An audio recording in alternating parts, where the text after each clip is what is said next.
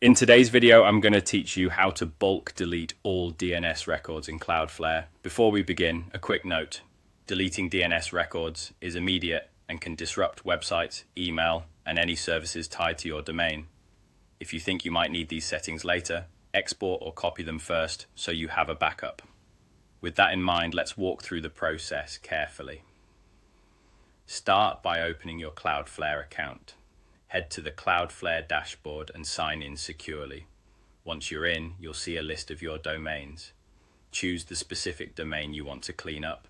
Make sure you've selected the correct one. All of the changes you're about to make apply only to this domain. After selecting the domain, go to the DNS section.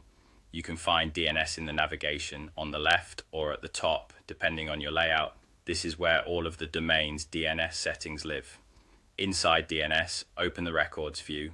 This is the table that lists each individual DNS entry, such as A, PFLA, CNAME, MX, TXT, and others. Take a moment to scan through it so you understand what's currently set up. Now comes the bulk selection. At the very top of the records table, there's a master checkbox above the first column. Click this top checkbox to select all the DNS records currently shown. If Cloudflare lets you select all records across multiple pages, you may see a prompt to do so, except that if you truly want to remove everything, double check that the selection looks correct and that you aren't accidentally keeping something you still need. With everything selected, click Delete Records. A confirmation message will appear asking you to confirm the deletion.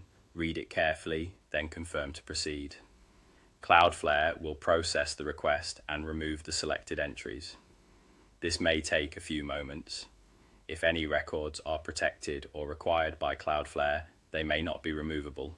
You'll see a notice for those, and that's normal. Once the deletion completes, refresh the page and review the DNS records table.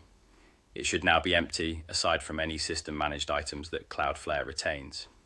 From here, you can add new records as needed or import a fresh set. That's it.